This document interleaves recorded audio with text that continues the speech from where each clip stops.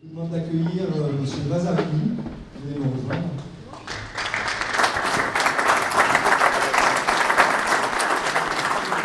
Monsieur Vazarini, vous êtes le président de la Fondation Vazarini.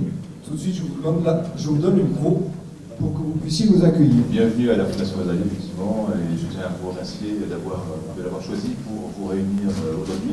Avant de vous présenter succinctement, très rapidement, l'action de notre institution, je voulais remercier la Chambre de commerce et d'industrie de Provence-Alpes-Côte d'Azur pour avoir été à l'initiative, notamment à travers Raymond Vidil, de MP 2018, puisque grâce à la Chambre de commerce, le deuxième volet de MP 2013 aura lieu l'année prochaine.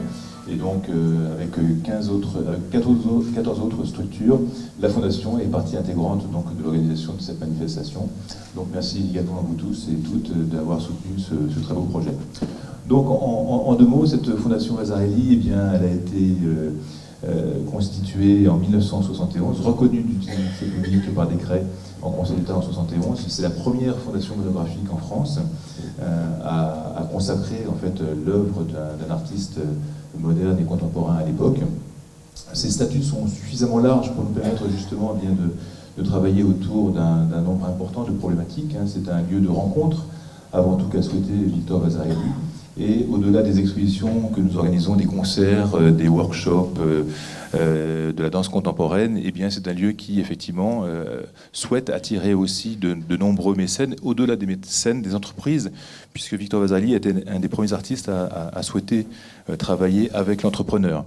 Il ne faut ne pas oublier qu'à partir de 1930, de 30 à 39, il était considéré comme le plus grand dessinateur en France pour le domaine pharmaceutique. Il a également travaillé pour Air France, pour la SNCF, pour L'Oréal, pour les huiles de Sieur. Tout un travail autour de la conception artistique adaptée donc au monde industriel et au monde de l'entreprise. Rappelez peut-être que Vazarini est à l'origine du logo Renault, qu'il a réalisé donc en 1972 avec son fils Yves Aral. Et donc ce bâtiment, cette structure, qui au départ était constituée de deux lieux indépendants et complémentaires, à savoir le château de Gordes, qui présentait l'ensemble de l'œuvre peinte de 1930 à 1970, qui a été inauguré en 1970, était le premier volet de cette institution reconnue d'utilité publique, à but non lucratif. Le second volet, donc, est constitué par ce bâtiment, par ce centre architectonique d'Aix-en-Provence, qui lui donc tend à montrer qu'il est possible d'intégrer la beauté plastique à l'architecture contemporaine et à l'urbanisme. Donc, à ce titre, la Fondation est un des acteurs importants qui se veut, aux côtés des architectes et des urbanistes, à faire des propositions. Au-delà même du décès de Victor Vazarini, il y a un nombre conséquent de recherches qui ont été faites et qui peuvent apporter encore une fois des solutions donc à ce que Victor Vazarini, au constat de Vazarini qui, dès les années 50-60, critiquait un petit peu la façon des architectes ou des urbanistes qui traitaient donc de l'environnement. Et donc, à ce titre, nous avons un nombre intéressant de choses à montrer. La Fondation également est un lieu qui propose la défense de l'œuvre de Vazarini à travers de nombreuses expositions didactiques, donc tant en France qu'à l'étranger. Et un petit rappel, en 2019, la Fondation présentera une grande rétrospective avec Beaubourg sur l'œuvre de Victor Vazarini de février à mai 2017. Au-delà donc de cette petite présentation, va vous rappeler que la Fondation est une fondation donc privée et qu'elle souhaite, vous l'avez vu en arrivant, qu'elle souhaite s'entourer de compétences et de moyens complémentaires pour financer une partie de ses activités, car actuellement, au-delà donc du soutien de l'État et des collectivités locales très important, à hauteur de 80%, pour la restauration de la fondation du bâtiment, nous n'avons absolument aucune subvention de fonctionnement des collectivités. Et donc c'est avec nos fonds propres et avec le mécénat que nous pouvons fonctionner et avoir toute une action importante en termes de travaux auprès des cités, auprès des jeunes, auprès de la médiation culturelle. Donc voilà, donc c'est un appel du pied que je vous fais et sachez que vous serez toujours les bienvenus dans le cadre de la Fondation et de ses locaux pour toute activité que vous souhaiterez mettre en place pour votre entreprise, votre société. Merci à toutes et à tous et je vous souhaite une très belle journée. Merci beaucoup. Et tout de suite, pour entrer de plein pied dans cette matinée, avant d'accueillir le président Alain Lacroix, et parce que quelques images valent mieux que de longs discours, tout de suite, je vous propose 2 minutes 30 de présentation Chambre de commerce.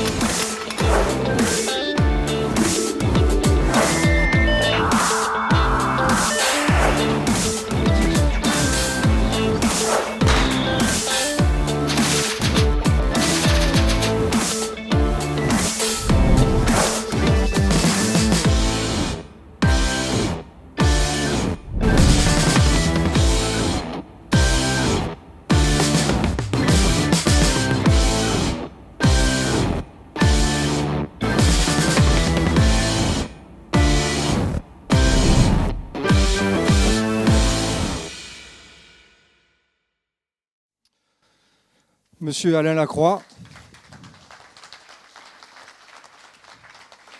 Monsieur Alain Lacroix, vous êtes le président du réseau des chambres de commerce et d'industrie de la région Provence-Alpes-Côte d'Azur. Il vous revient d'accueillir vos élus et il vous revient surtout de lancer les travaux de cette matinée qui vise à adopter la stratégie 2016-2021 du réseau. Bon, écoutez les amis, vous l'avez dit il y a quelques instants, donc je vais essayer de faire une intervention assez courte puisque ça vaudra moins bien qu'un beau film, comme celui que nous venons de voir, mais je vais quand même essayer d'être à la hauteur. Alors, bonjour à toutes et à tous. J'ai eu l'occasion de saluer quelques-unes d'entre vous, mais pas tout le monde, donc je le redis ici à cette tribune. Et vous dire que, bien, je crois que bientôt ce sera une banalité que d'affirmer que nous entrons dans une période particulière, un moment de profonde mutation, et ce 21e siècle, donc, dans lequel nous sommes rentrés maintenant il y a plus de 15 ans, eh bien, je vais enfoncer une porte ouverte, mais rappelez-vous, il a commencé le 1er janvier 2001. Et le 1er janvier 2001, c'est précisément le jour où la Grèce a officiellement rejoint la zone euro. Et puis c'est à peu près en même temps, si on se souvient un peu, mais le temps passe vite, qu'on a assisté à la sortie d'un instrument qui s'appelait le BlackBerry et qui permettait de prendre des notes, de gérer son calendrier, de consulter ses emails et puis, j'allais dire presque accessoirement, de téléphoner. Et ce BlackBerry, ben vous le mesurez aujourd'hui, il a ouvert une brèche. Alors, qui pourrait prévoir qu'après à peine un peu plus de 15 années, nous sommes en 2017, eh bien, l'Angleterre s'apprêterait à quitter cette union qui avait été conçue pour nous permettre de jouer à parts égales dans la grande cour de la mondialisation. Cette mondialisation qui fait peur à à nos concitoyens, mais vous le savez, qui pouvait prévoir aussi que bien, nous utiliserions maintenant un outil qui s'appelle le smartphone, un mot générique, et qu'on l'utiliserait, sachez-le, dans le monde entier à plus de 70% pour prendre des photos, et accessoirement à moins de 20% pour téléphoner.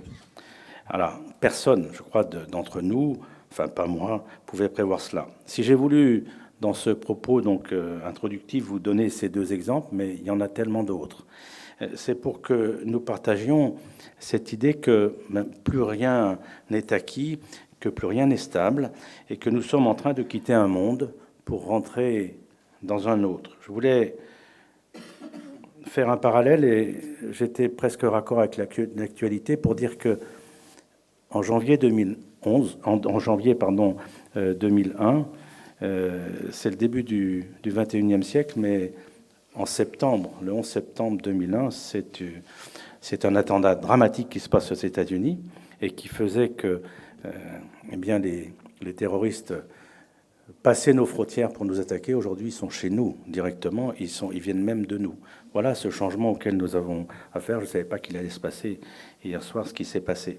Alors, je vais prendre simplement un exemple, celui de la révolution technologique, parce qu'on en parle beaucoup, celle qui est en cours. Elle est tellement protéiforme, cette révolution, tellement complexe, qu'on en arrive à lui donner tous les noms de la Terre. D'ailleurs, moi, je m'y perds, puisqu'on appelle ça intelligence artificielle, révolution numérique. On met ça sous le vocable digital. Elle est protéiforme, en fait, parce qu'elle fait, pour la première fois, se rejoindre trois ruptures technologiques. La première rupture, c'est l'augmentation des puissances de calcul. Quand je vois cette machine, je m'imagine aujourd'hui. Ça tiendrait dans un dé à coudre, ce machin-là. Deuxièmement, la deuxième rupture technologique, c'est la capacité de stockage et de traitement des masses de données, les fameuses data. Et puis, pour mettre en émulsion cela, et c'est la troisième rupture technologique, c'est la complexification des algorithmes. Les moteurs qui permettent donc de façonner et de prévoir.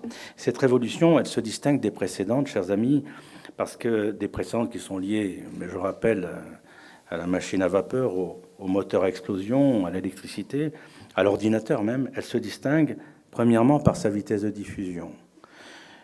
Elle est beaucoup plus rapide. Les précédentes révolutions industrielles, elles ont mis un siècle pour se diffuser. Et elles ont concerné en général ce qu'on appelle maintenant la vieille Europe. Aujourd'hui, elles se diffusent extrêmement vite et elles concernent quasiment la totalité des pays. En une décennie, 4,5 milliards des femmes et des hommes qui habitent sur cette terre, sur les un peu plus de 7 milliards, 4,5 milliards sont devenus des utilisateurs d'Internet et du téléphone mobile. Certains même ont fait un saut quantique et sont passés du nuage de fumée au smartphone. Je n'ai pas de nom, mais vous imaginez. Deuxièmement, elle concerne tous les secteurs d'activité, tous les métiers. Hier, ça concernait seulement certains secteurs. Aujourd'hui, c'est tous les métiers, y compris les métiers les plus qualifiés. Et vous voyez aussi de quoi je parle, notamment nous, les banques. Et toutes les fonctions économiques sont affectées. La production, la consommation, jusqu'à l'épargne. C'est trois grandes fonctions. Et puis, le rapport à l'homme, à la machine, est profondément changé aussi. Le robot n'est plus seulement le prolongement ou le concurrent de l'homme, comme il l'était. Quand au XIXe siècle, on a créé la machine à coudre, on détruisait chaque fois qu'il y avait une machine à coudre 60 emplois, 63 exactement. Aujourd'hui, c'est plus ça. C'est plus le concurrent de l'homme, c'est quasiment son remplaçant. Le robot ne se contente plus d'exécuter, il peut apprendre, il peut concevoir, il pourra peut-être même un jour, et vous savez que certains savants aux États-Unis y travaillent, dépasser l'homme. Donc tout ça doit être contrôlé. Au point donc que certains, peut-être un peu en avance sur leur temps, en ont été jusqu'à inventer une taxation des robots pour au final nourrir, vous êtes tous assis, un revenu universel. Je ne fais allusion à aucune échéance, ni à ce qui va se passer dimanche prochain. Mais on en est là. Alors voilà ce à quoi nous sommes confrontés, non pas à un prolongement de la courbe, mais à un changement de paradigme qui bouleverse le travail, en déstabilisant le salariat, en favorisant de plus en plus les indépendants, Regardez ces jeunes chauffeurs qu'on voit à Paris chez Uber, c'est des indépendants, qui fait émerger des entreprises plateformes qui renversent la chaîne de valeur en se concentrant sur la gestion des données, sans pour autant d'ailleurs produire les biens et les services qu'elles commercialisent. Le premier hôtelier mondial aujourd'hui, c'est plus Accor. Et puis qui s'émancipe des territoires et de la souveraineté des États en contournant les régulations, les systèmes fiscaux et la protection sociale. Et puis enfin qui concentre le pouvoir économique et aussi politique entre les mains de ceux qui contrôlent et qui exploitent les données. Voilà ce à quoi nous sommes confrontés. Alors, si je vous parle de cela, c'est parce que tout cela concerne le monde dans lequel nous vivons. Alors, quand je parle du monde, je ne vous parle pas du vaste monde, non, je vous parle du monde auquel nous appartenons. Je vous parle du monde dont nous avons la responsabilité, parce que nous sommes les chambres de commerce et d'industrie. Je vous parle du monde de l'économie, le nôtre. Alors, dans quelques instants, nous allons vous présenter et vous soumettre à votre approbation notre vision stratégique. Elle se nourrit de ces inflexions, tant nous avons conscience, donc, nous tous, à l'aune de ces évolutions, des responsabilités qui sont les nôtres. Mais c'est aussi, en quelque sorte, ce travail, une première. C'est une première parce que cette vision commune est le fruit d'un travail collectif de l'ensemble des dirigeants des chambres de commerce régionales. Quand je dis régionales, de l'ensemble des chambres de commerce territoriales qui sont dans cette région. Et puis, c'est une première aussi parce que cet exercice se fait pour la première fois dans un contexte de profonde transformation des conditions dans lesquelles les chambres de commerce exercent et vont exercer leur mission. Et puis, c'est une première aussi parce que le législateur, en confiant aux régions, les institutions régionales, l'ensemble des prérogatives liées à l'économie, eh bien, le législateur a souhaité aussi remettre les chambres de commerce et d'industrie au centre du jeu économique territorial. Voilà, c'est dans ces circonstances nouvelles que ce plan stratégique a été conçu, réfléchi et réalisé. Moins, comme je l'ai dit déjà, pour satisfaire une formalité voulue par le législateur, mais pour identifier les ambitions qui sous-tendront nos actions durant les 5 prochaines années où nous allons travailler tous ensemble. Voilà, chers amis. Donc, cette AG comportera 2 parties. Une première partie que nous avons voulu immédiatement et qui va concerner la stratégie. Et puis, on va y consacrer environ 1h30. Et ensuite, comme ce travail est aussi un acte collectif, eh bien, j'ai souhaité non pas intervenir devant vous en permanence, je pense que j'arriverai très vite à vous lasser, et comme c'est un travail collectif, j'ai souhaité que, eh bien, il vous soit présenté par ceux qui ont contribué à la réalisation de ce document. Je veux parler des présidents de chambres territoriales qui sont ici, à mes côtés, en face de moi, mes collègues et amis, les membres du bureau de la CCIR et puis les élus pilotes de nos groupes de travail. Donc, ils vont intervenir sur chacun des thèmes qui constituent l'architecture de cette vision stratégique. Et puis ensuite, nous aurons une deuxième partie, et cette deuxième partie sera plus formelle, entre guillemets, plus institutionnelle, et nous la ferons assez rapidement.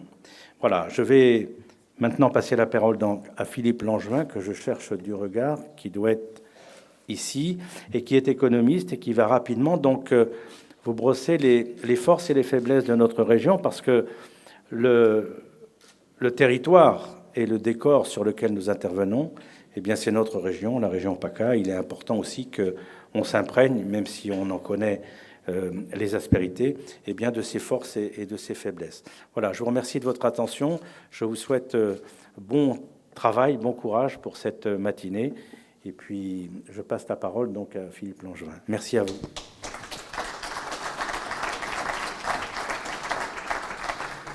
Merci beaucoup. Avant de donner la parole à Philippe Langevin, et pour compléter le propos de fin de Alain Lacroix, en fait, pendant l'heure et demie qui vient, 1h20 qui nous reste ensemble dans cette première partie de matinée, nous allons faire une forme de voyage, un voyage qui a commencé loin, puisqu'on vient d'avoir une vision du monde et de ses évolutions qui nous est présentée.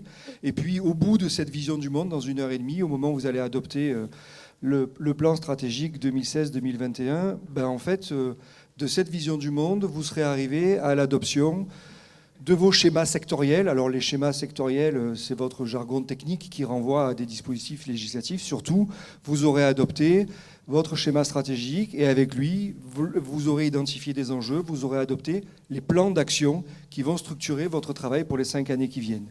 Donc, en 1 heure et demie, nous allons passer de cette vision du monde à ces outils techniques très précis, aux moyens pour les mettre en œuvre. Tout ça cohérent avec ces grandes évolutions qui viennent d'être évoquées.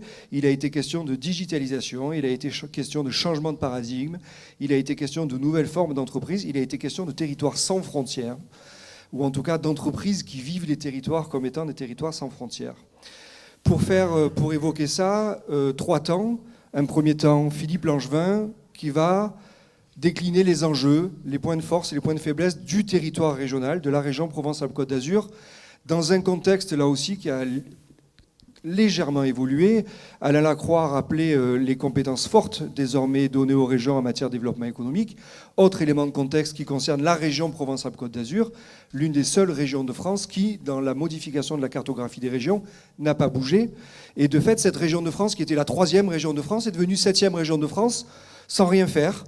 Ça n'enlève pas les atouts, mais est-ce que ça nous rajoute des difficultés? C'est aussi dans ce contexte-là que votre stratégie pour les 5 années qui viennent va s'inscrire, et c'est ce contexte-là que Philippe Langevin va aussi nous présenter. Ensuite, nous aurons un premier temps avec 3 présidents de chambre qui nous présenteront les 3 grands enjeux qui ont été identifiés dans la réflexion stratégique. Et puis, une fois ces 3 enjeux présentés, je ne vous cite pas les présidents de chambre parce que j'aurai l'occasion de les appeler tout à l'heure, nous aurons 2 tables rondes qui permettront, pour la première d'entre elles, d'aborder les 3 plans d'action qui vont servir la mise en œuvre des enjeux stratégiques, 3 plans d'action qui permettront la mise en œuvre de 4 de vos schémas sectoriels. Et nous aurons ensuite une dernière table ronde qui permettra d'aborder 2 schémas, un sectoriel et votre schéma, j'allais dire organisationnel, qui n'est pas un schéma sectoriel, mais faisons comme si.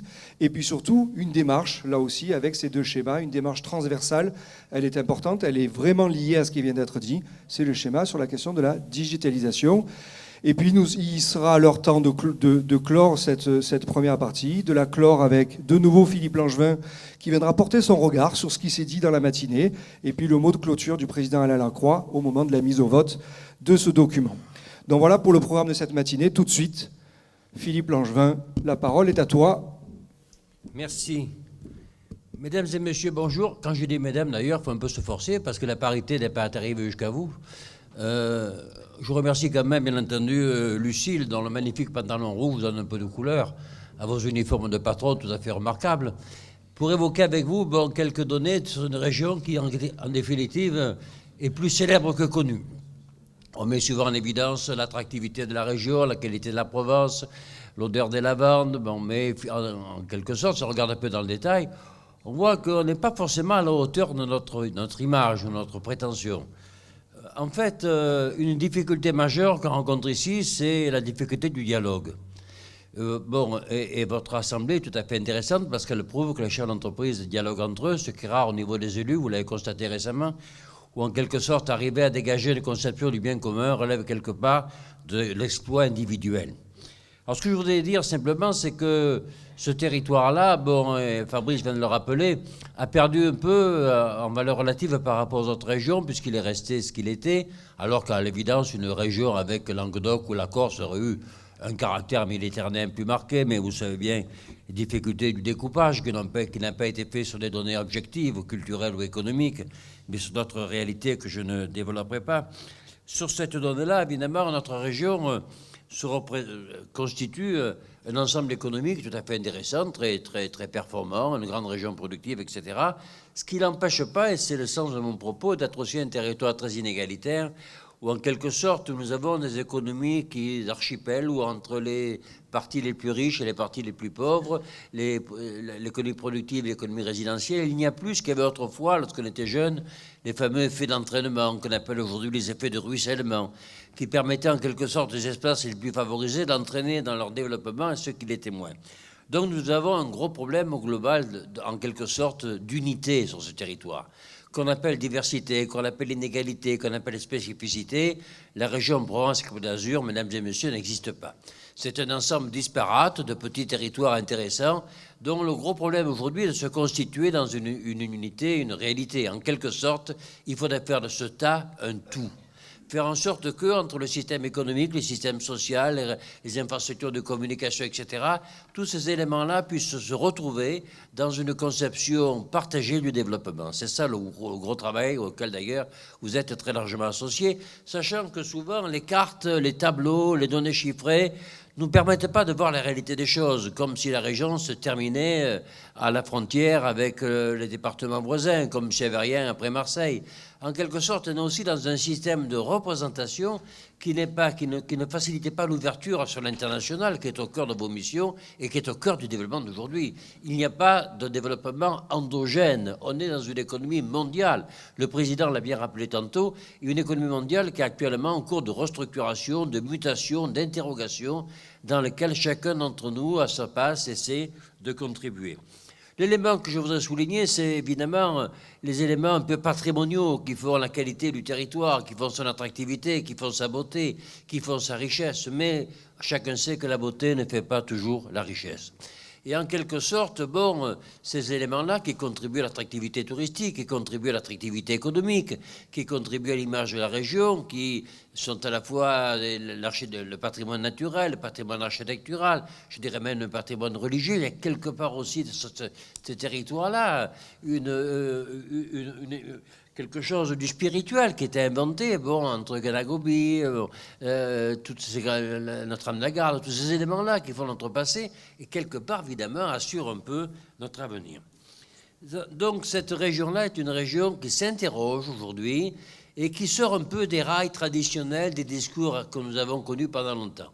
Et parmi ces données-là, l'élément qui paraît le plus préoccupant, c'est que la population augmente peu ou n'augmente plus, alors que pendant très longtemps, on a été la région qui a été la plus attractive au niveau démographique, on était en deuxième, troisième position. Aujourd'hui, bon, on constate que le solde migratoire est devenu négatif, c'est-à-dire qu'il y a davantage de gens qui partent que de gens qui viennent. Souvent, ils ne vont pas très loin, ils vont dans les régions voisines, etc. Mais ça, c'est un facteur d'interpellation et d'interrogation. Pendant 40 ans, l'essentiel de la croissance de la région était dû au solde migratoire. Depuis 5 ou 6 ans, il est dû au solde naturel. Et comme le solde naturel est à peu près stable, globalement parlant, la région est 3 fois moins attractive qu'il y a quelques années, ce qui évidemment nous interroge sur son développement. Alors on pourrait remarquer aussi que cette démographie concerne principalement la périurbanisation, qui nous interroge beaucoup sur le modèle de développement qui est derrière, parce que ça correspond à la fois à une demande sociale, mais à des coûts très importants, des coûts collectifs. Et les grandes villes de la région, la plupart d'entre elles, ne voient pas leur population augmenter, c'est stable. Ça diminue même. La population de Toulon, de Nice, de Menton, d'Aix, d'Arles, Digne diminue. Bon, alors que celle des communes périphériques augmente autour, et que les grandes villes comme Marseille et Avignon, leur population qui est à peu près stable depuis 5 ou 6 ans, le solde naturel compensant quelque part le solde migratoire. Donc je sais bien que l'accroissement de la population n'est pas un indicateur pertinent pour apprécier la qualité de développement d'un territoire, mais c'est quand même un élément inquiétant, d'autant plus que nous sommes dépassés par des régions voisines, notamment l'Occitanie, la Languedoc-Roussillon, l'Aquitaine, etc., toutes ces régions de l'Ouest-là qui aujourd'hui sont plus attractives. Parmi les raisons que l'on pourrait repérer, probablement le marché foncier atteint chez nous un niveau absolument faramineux et est un élément très important qui ne facilite pas l'implantation des entreprises. Nous sommes dans une région chère, nous sommes une région inflationniste, vous le voyez bien, et à ce titre-là, nous avons perdu un facteur de notre attractivité. Autre élément, nous sommes une population vieillissante, et on vieillit ici plus vite qu'ailleurs. D'ailleurs, l'espérance de vie est 2 ans plus importante en Provence qu'ailleurs. Si vous voulez rester vieux, restez ici. Et dans cette donnée-là, bon, les plus de 65 ans représentent aujourd'hui pratiquement 10% de la population, nous interpelle aujourd'hui sur le modèle de développement qui sera adapté au vieillissement de la population, qui peut avoir un effet d'ailleurs sur les services, qui a un effet sur le logement, qui a un effet sur l'habitat, qui a aussi un effet sur les mentalités, la culture, l'innovation, et qui nous souligne un peu notre intérêt de travailler là-dedans. Au niveau des villes, ce que je voudrais rappeler, c'est que nous avons une économie très multipolaire. Nous ne sommes pas comme notre région plus lisible, où vous avez une ville-centre et des villes autour. Nous avons aujourd'hui beaucoup de villes-centres, des aires urbaines en réseau polycentrique, veut dire, aussi bien dans le département des Bouches-du-Rhône que dans les départements voisins. Et en quelque sorte, bon, ces villes sont bien équipées, ces villes sont souvent attractives, ces villes sont sympas, mais elles ne forment pas un réseau. C'est ça la vraie question. C'est-à-dire qu'il y a peu de relations entre elles. Bon, on a vu d'ailleurs les difficultés invraisemblables pour construire la métropole. On a suivi ça avec beaucoup d'entre vous. Ici, bon, on a vu la métropole d'Aix-Marseille qui a été imposée par l'État dans des conditions compliquées, mais qui a du mal à se mettre en place. La métropole Nice-Côte d'Azur, qui est plus ancienne, mais qui est sur un territoire absolument aberrant. Tout ça, en quelque sorte, nous interpelle aussi sur la relation que l'on doit construire, quelque part, entre les milieux économiques et les milieux politiques. Bien rappeler qu'il n'y a pas quelqu'un uniquement qui est chargé globalement de l'intérêt général. Et puis je voudrais dire aussi au niveau de la région, c'était évoqué tout à l'heure par Fabrice, que nous ne sommes pas un pays très décentralisé au-delà des déclarations principales ou des élus qui nous gouvernent. Je rappelle un petit chiffre que le budget de toutes les régions françaises, des 13 régions d'aujourd'hui, c'est 25 milliards d'euros. Et le budget de la Catalogne, c'est 23 milliards d'euros. Nous pouvons aller pleurer. Et je ne parle même pas de la Rhénanie, où il est de 62 milliards d'euros. Donc n'attendez pas trop des collectivités locales, elles ont plus un rond, je veux dire. Que ce soit la région, le département, les communes, etc., les restrictions budgétaires, la crise économique, etc., fait que, en quelque sorte, les grands acteurs du développement sont plus ceux qui sont définis par la loi, au tir des collectivités territoriales, c'est vous, c'est-à-dire, sont les chefs d'entreprise qui se prennent en main directement, les mouvements qu'ils représentent, les chambres de commerce et d'industrie, les chambres d'artisanat, les chambres de métier, bien rappelé que le développement n'est plus uniquement une attente qui viendrait d'un coup de baguette magique d'élus locaux qui tout d'un coup se retrouveraient intelligents, ce qui est d'ailleurs une hypothèse forte, mais relèverait très largement, globalement, de votre capacité, vous, à vous structurer. Je dirais aussi que sur cette région-là, le marché du travail est très diversifié, les taux d'activité sont faibles par rapport aux taux nationaux, les taux de chômage sont importants. Donc là aussi, je veux dire, il y a une dichotomie entre l'image que l'on pourra avoir du numérique, de la productivité, des start-up, des pôles technologiques, des pôles de compétences, etc., tout l'aspect chicose de la région, sur lequel d'ailleurs on ne va pas refuser de travailler. Bien rappeler que ces éléments-là n'entraînent pas le reste du territoire dans un développement partagé. C'est, à mon avis, tout à fait important à souligner. Alors, nous avons bien entendu les fonctions productives importantes, nous avons des images essentielles, nous avons des points forts, bien entendu. On n'est pas l'Auvergne du Sud, je vous dirais, dans les pôles de compétitivité, dans les programmes défendus par la région, tout ça nous positionne en situation très favorable. Nous ne manquons pas d'atouts. Bon. Mais quelque part, nous manquons de relations, nous manquons de réseaux. Et c'est pour ça que le vote est important. En quelque sorte, le territoire n'est pas défini par la collectivité territoriale. C'est pas parce que tu passes de Beaucaire à Tarascon que tu changes de civilisation. Le territoire est défini par le réseau qui les constitue. Ce sont les réseaux qui font les territoires. Ce ne sont pas les limites, ce ne sont pas les frontières qui font les pays. Et sur ce point-là, l'élément très important de cette région, c'est l'ouverture. L'ouverture. L'ouverture sur la Méditerranée, le commerce international, ça fait partie d'ailleurs de vos orientations. L'ouverture vers les régions voisines, la Ligurie, la Lombardie, le Piémont, l'ouverture de la Catalogne, l'ouverture sur la région Rhône-Alpes, l'ouverture sur l'Europe du Nord. Il ne faut pas confier tout le destin de la région à sa dimension méditerranéenne, je veux dire. Il y a aussi un besoin de torticole ici. Si regardez un peu ce qui se passe ailleurs. La vallée du Rhône, le pays d'Avignon nous ouvre très largement vers le reste du territoire. Il ne faut pas refuser cette opportunité. Il ne faut pas croire les tableaux, il ne faut pas croire les cartes, il faut croire les hommes. Et bien rappeler que c'est dans les réseaux que finalement le système s'organise et pas dans l'économie que le système se définit. Et puis dans les grandes données de cette région-là, que je vais rappeler, vous avez, quand on dit quelque part il n'y a rien, généralement il y a de l'agriculture. Nous avons aussi une grande région agricole qui est tout à fait essentielle dans des productions très significatives, fruits, légumes, etc. Je ne vais pas vous empoisonner avec des chiffres, mais je veux vous rappeler que cette agriculture perd du terrain, moins qu'on puisse dire. Je veux dire, la périurbanisation, l'organisation des zones d'activité, les infrastructures de communication, une conception très traditionnelle, un peu du aménagement, la datar, tu vois, type arrive, en 2 coups de cuir à peau, te fait ton avenir pour 50 ans. Tout ça, nous interpelle et souligne que, derrière, l'agriculture, c'est pas uniquement un problème de paysage et d'environnement, c'est un problème d'emploi, c'est un problème de revenus, c'est un problème de pognon, je veux dire. Et si on ne fait pas attention de pouvoir préserver dans ce système-là ce qui fait son identité, on risque de se retrouver uniquement en situation marginale ou en situation secondaire. Au niveau industriel, on n'est pas très fort, je veux dire, par les temps qui courent, c'est plus tellement un handicap.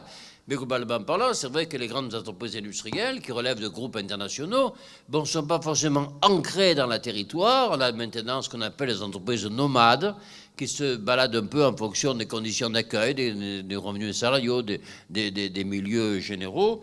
Mais de toute façon, tous ces éléments-là nous soulignent que, l'important, ce serait d'arriver à insérer, à intégrer, à rapprocher les dynamiques des grandes entreprises par rapport à leur environnement territorial.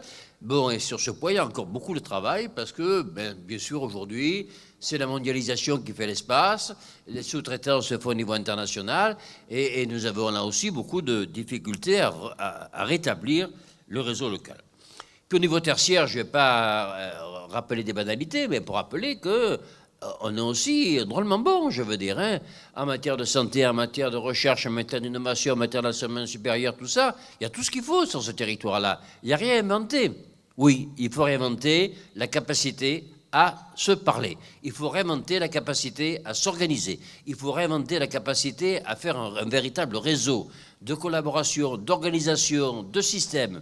Bien souligner qu'aujourd'hui, on n'est pas des individus isolés dans des activités particulières. Vous n'êtes pas les chefs d'entreprise spécialisés dans une activité spécifique. Vous êtes des acteurs du territoire. Et à ce titre-là, vous êtes porteurs du bien commun. Je veux dire qu'au-delà même des réalités de vos entreprises, des difficultés que vous pouvez rencontrer, ou de la gestion quotidienne, de l'implication avec vos salariés, etc., quelque part, lorsqu'on contribue à la production d'un territoire, lorsqu'on contribue à la création d'emplois et d'activités, on participe, quelles que soient ses convictions politiques, à une idée du bien commun, je veux dire, qui est encore plus supérieure à l'intérêt général. Vous êtes quelque part les artisans de ce bien commun. Et pour pouvoir aller plus loin, pour pouvoir aller plus vite, pour pouvoir travailler mieux, c'est dans le réseau que vous allez probablement que vous devez vous retrouver et vous structurer. D'autant plus... Philippe, je me permets de t'interrompre 10 secondes. Cette question de réseau, et en l'occurrence, elle l'atteste aujourd'hui, est absolument déterminante. Est-ce que je peux te dire qu'il te reste 2 minutes? Oui, tu peux me le dire. Et est-ce que tu peux en tenir compte? Oui, j'en tiens compte. Parce que j'avais aussi tout un topo, mais il me donne que 2 minutes. Donc je peux faire sur l'envers du décor. On n'est pas les meilleurs. Marqué, on n'est pas les meilleurs. Dans ce système-là, on a également des problématiques sociétales extrêmement préoccupantes. Je veux dire, d'abord, on a un taux de chômage qui est très supérieur au taux national, c'est structurel, ça date depuis 50 ans, on veut dire, il ne faut pas s'en contenter. Donc à ce moment-là, on a un problème global d'emploi, on a de création d'emploi, on a un problème d'accès à l'emploi. Je veux dire, quand vous avez des chômeurs qui sont bac moins 15 et des offres d'emploi à bac plus 15, vous avez 30 ans, hein. Je veux dire par là qu'on a un gros problème de qualification dans la région. On a une grande partie de la population active qui est peu qualifiée. Notamment dans tout ce qui touche, une partie essentielle. On a une montée de la précarité, une montée des exclusions qui est tout à fait importante. Non seulement dans les quartiers de la politique de la ville, mais ailleurs, même dans les endroits chics, il y a beaucoup de situations de difficulté.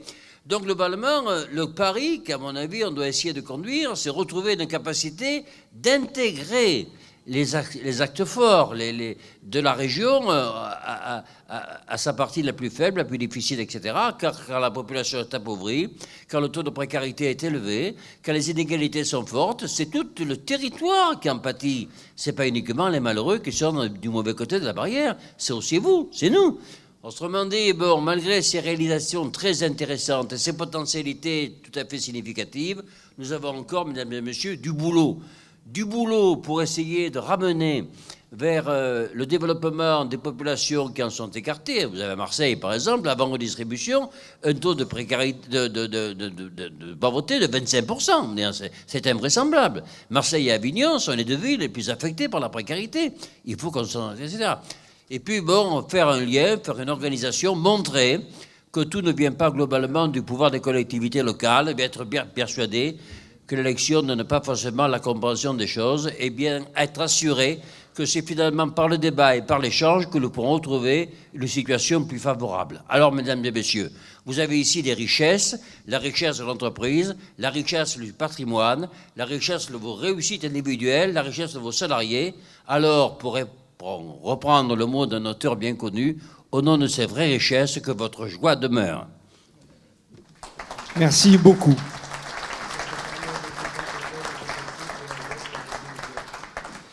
Je suis sûr qu'une demi-heure de plus ne nous aurait pas lassé et nous aurait permis d'entrer encore plus et dans les atouts et dans les points de faiblesse de notre région. Philippe. Même 3 heures, je suis censuré. Philippe, c'est comme tu le souhaites. Soit tu restes ici, soit tu reprends ta place. De toute façon, nous te retrouvons tout à l'heure. Merci pour ce paysage dressé. Je crois beaucoup de choses ont été dites. Je vais en retenir 2 rapidement. Une, parce qu'elle illustre parfaitement la rencontre d'aujourd'hui. C'est celle de réseau, c'est celle de fonctionnement horizontal. Et on va en avoir des illustrations. Et puis un autre élément, c'est qu'il y a des vrais facteurs de réussite. Il y a aussi des vrais facteurs de précarité, de pauvreté, de difficulté. Et que ces facteurs de précarité-là nuisent globalement à une attractivité, donc à un rayonnement, donc à un développement du territoire. Vous n'êtes pas seul, vous, dirigeants d'entreprise, responsables de ça, mais par contre, vous avez aujourd'hui, et l'adoption de votre stratégie 2016-2021 l'illustre, vous avez une responsabilité, une part à jouer là-dedans, et c'est ce que nous allons voir dès à présent, où on va commencer à rentrer dans le document stratégique qui vous sera remis tout à l'heure, et sur lequel vous serez invité à voter en fin de cette rencontre. Tout de suite, je voudrais que Éric Gorde, président de la Chambre de commerce et d'industrie des Hautes-Alpes, que Jean-Luc Chauvin, président de la Chambre de commerce et d'industrie Marseille-Provence, et Stéphane Paglia, président de la Chambre de commerce et d'industrie du Pays d'Arles, viennent me rejoindre et prennent place en tribune. Messieurs, bonjour. Alors pendant que vous vous installez, je vais rappeler une règle du jeu qui est super agréable. C'est qu'en gros, vous avez 3 minutes chacun. Allez, vous avez 3 minutes 30 chacun. Vous venez de prendre 10% de temps de parole. Philippe nous a déjà fait gagner 1 minute chacun. Monsieur Chauvin, ça, la règle du jeu ne fonctionne pas comme ça. Vous avez 3 minutes 30 chacun pour nous présenter les 3 grands enjeux qui figurent dans le document stratégique 2016-21, les 3 grands enjeux qui vont déterminer les 3 plans d'action qui permettront d'élaborer les schémas sectoriels que j'évoquais tout à l'heure. Nous évoquions la question des réseaux, et nous allons d'une certaine façon y entrer directement. Éric Gorde, vous portez-vous la question relative à la question des connexions? Quand on parle de connexion, ne me regardez pas comme ça, parce que j'ai l'impression soit que je me suis trompé dans ma fiche, soit que vous ne savez pas de quoi nous allons parler. Et si vous voulez, on peut aller voir, il y a des jolis tableaux dehors. Non, vous êtes-vous en charge de nous présenter ce grand enjeu sur la question de la connexion des territoires?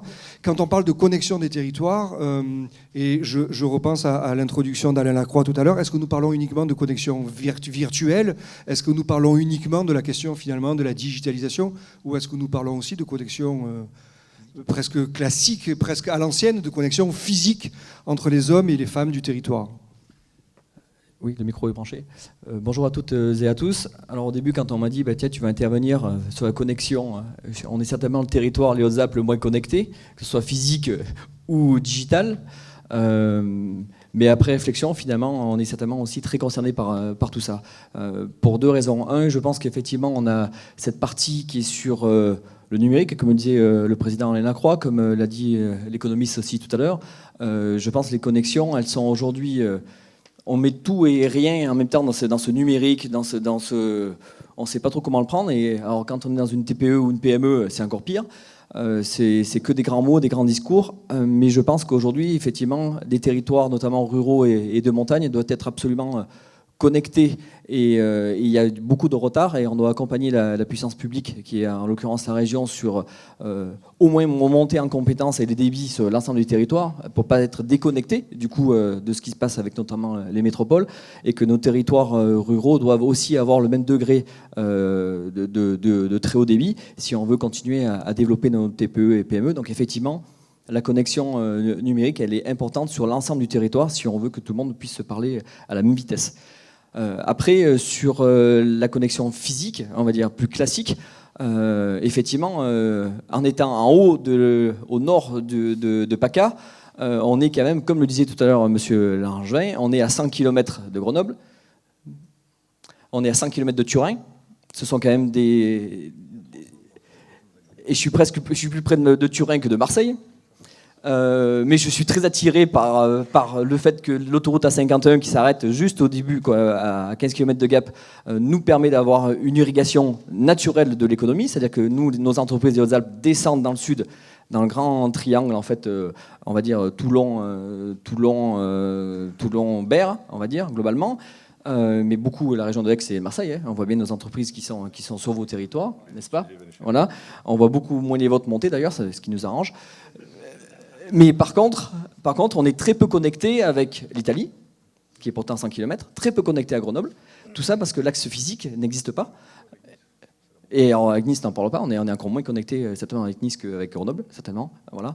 Et donc c'est vrai que la connexion physique, elle est impérative et elle crée de l'économie, c'est clair. Donc en fait, on est à la fois sur le digital et le physique, mais sur des territoires comme les nôtres, un peu enclavés, du coup, on a vraiment besoin de ne pas être oublié et d'être attaché à quelque chose et de faire très attention à ça. Et les métropoles nous font un peu peur, parce que nous, on n'a pas de métropole chez nous. Elles vous font peur, sauf que si on réussit cet enjeu de la connexion, du coup, les métropoles, plutôt que de vous faire peur, peuvent être aussi un facteur de développement. C'est une vraie chance pour nous, mais encore faut-il l'apprendre et puis dire à nos entreprises que quand on arrive avec un gros tuyau de très haut débit, à quoi ça sert ?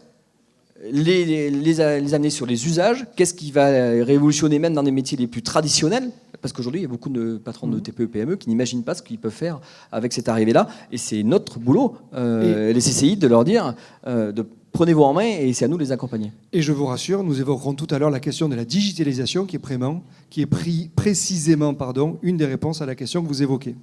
Merci beaucoup Éric Gorde. Jean-Luc Chauvin, vous êtes président, vous, de la Chambre de commerce et d'industrie Marseille-Provence. Vous êtes porteur aujourd'hui du deuxième enjeu du document stratégique 2016-21, un deuxième enjeu qui s'appelle « Relever les défis des filières d'avenir ». Je vais vous poser deux questions. Une question avec deux parties. Quand on parle de relever le défi des filières d'avenir, premièrement, de quelle filière parle-t-on? Et deuxièmement, de quel défi parlons-nous? Alors... Et c'est pas parce qu'il y a deux questions qu'il y a 6 minutes 60. Hein. Il y a toujours 3 minutes 30. On passe pas à 7 minutes. Philippe, tu l'as mal formé. Hein, bon. Non, très sérieusement. Les filières d'avenir, c'est quoi? C'est les filières, quelque part, qui vont accompagner, à côté de ce qui existe déjà aujourd'hui, la création d'emplois et de richesses de demain. C'est par rapport à ce qu'on fait déjà, c'est le nouveau monde qu'elle a décrit dans son introduction, c'est ce qu'on va créer, qu'on va structurer, qui va participer à créer demain. Donc c'est quelque part, si je me mets dans la situation de la région PACA aujourd'hui, il faut dire Provence-Alpes-Côte d'Azur, sinon on a un blâme, c'est les filières d'excellence. C'est parler des OIR, ce fameux verbe du troisième groupe. Voilà. Et donc, c'est parler des OIR, c'est parler de construire les filières qui sont la réponse économique de demain, à côté de l'économie structurée d'aujourd'hui. C'est un petit peu ça, ces filières d'avenir. La deuxième question, c'était quoi, Fabrice? Et du coup, quels sont les défis pour ces filières? Les défis, c'est comme toute filière nouvelle. Quelque part, c'est comment on les rassemble, comment on se connecte. Quelque part, ce que disait tout à l'heure le professeur Langevin, c'est comment on les rassemble, comment on se met à travailler en synergie, en réseau, pour faire en sorte qu'on accélère la visibilité que l'on a de ces outils, de ces filières, qu'on soit reconnu chez nous, mais aussi à l'extérieur, parce que l'importance de cette, excusez-moi, mais de cet enjeu économique. C'est pas seulement pour nous la Provence-Alpes-Côte d'Azur, mais c'est la place que la Provence-Alpes-Côte d'Azur va avoir en France, en Europe et dans le monde. La Méditerranée est un des éléments. C'est l'enjeu de la création de richesses, parce que la création de richesses, ça nous parle à nous entrepreneurs, mais nous entrepreneurs, ce qui nous parle autant derrière, c'est qui dit création de richesses, dit création d'emplois. Et ça, c'est un cercle vertueux à créer sur le territoire qui peut venir gommer des inégalités qui ont été évoquées entre les uns et les autres, qui font qu'il y a des accélérateurs qui pénètrent tout le territoire, comme ça a été évoqué tout à l'heure, la connectivité. Donc voilà, pour nous, l'idée, c'est que ces filières d'avenir, d'excellence qui portent l'économie de demain et peut-être d'après-demain, on ne sait pas très bien, puisqu'avec l'accélération, c'est compliqué, c'est l'enjeu du développement de la réussite économique de notre territoire. Et moi, j'aime bien, et je vais le dire haut et fort, une des remarques de Philippe en particulier, c'est qu'on n'a plus rien à attendre des politiques qui n'ont plus d'argent. Quand je dis politique, ce n'est pas des hommes politiques, c'est des institutions politiques. Et la remarque qu'il fait sur le poids économique de nos régions qui sont en charge de l'économie par rapport aux autres grandes régions européennes est tout à fait significative. Notre développement de notre territoire se passera par la création de richesses privées, entrepreneuriales, par la création de richesses en lien avec l'université. Les filières d'avenir, c'est ça. C'est en lien avec l'université, en connectivité, avec la recherche, mais en lien aussi avec la formation pour tout le monde. Voilà. Est-ce que j'ai répondu ? Y compris, moi, vous avez répondu à ma question. Et puis, dernière, mais très brève, mais parce que je crois que la question n'est pas neutre dans le contexte qui nous était rappelé tout à l'heure. Parler de filières d'excellence, c'est pas forcément parler que de haute technologie, c'est y compris parler de filières à forte valeur ajoutée en emploi, parce qu'on est bien sur un territoire dans lequel vous disiez qu'il faut recréer de la richesse, mais il faut faire en sorte que cette richesse bénéficie au plus grand nombre de la population des habitants de Provence-Alpes-Côte d'Azur. Exactement, on pourrait prendre presque un exemple concret qui est la silver economy. La silver economy. Non, le bel âge. Le bel âge. Mais ce sont les mêmes personnes. Ce sont les mêmes personnes, c'est 10% de la population, suivant le professeur Langevin. Je l'appelle le professeur parce qu'on a une petite histoire commune tous les deux. C'est vrai, hein, il est professeur. Et donc, ça c'est un enjeu de technologie, de qualification, mais aussi c'est un enjeu de proximité, d'échange, qui ne nécessite pas que de la qualification. C'est une prise en considération de ce fait que dans la région, comme l'a dit le professeur, on vit 2 ans plus longtemps qu'ailleurs. Donc j'ai écouté, monsieur le professeur. Donc, merci voilà. beaucoup, Jean-Luc. Merci de cette intervention. Troisième enjeu, Stéphane Paglia avec vous. Vous êtes président de la Chambre de commerce et d'industrie du Pays d'Arles. Au fond, j'ai envie de dire, la question de la dynamisation de l'écosystème pour le développement de toutes les entreprises, elle débouche finalement des 2 enjeux qui viennent d'être évoqués. Ma question, finalement, là en l'occurrence, c'est pas forcément de quoi parlons-nous, parce que quand on parle de développement de toutes les entreprises, on sait de quoi nous parlons, mais presque 2 questions en une. Pourquoi toutes les entreprises ? Pourquoi ce besoin de dire toutes les entreprises ? Et du coup, quels sont les axes de travail qui vont être les vôtres dans cet enjeu de développement économique de toutes les entreprises ? Bonjour à toutes et à tous. Oui, en fait, il y a les filières d'avenir, mais il y a toutes les entreprises. Nous sommes les représentants de toutes les entreprises. Nous avons une mission d'intérêt général de défendre toutes les entreprises. Donc notre mission est claire, même si, bien entendu, les développements des filières d'excellence sont essentiels pour que justement toutes les entreprises puissent en bénéficier.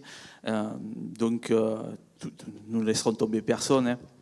Mais on est dans des contraintes budgétaires aujourd'hui, nous aussi, comme tout le monde. Donc il faut se recentrer. Il va y avoir 2 axes majeurs qui vont émerger. Donc il y a la formation, hein, puisque les CCI quand même sont le 2e organisme formateur en France après l'éducation nationale, il faut le savoir.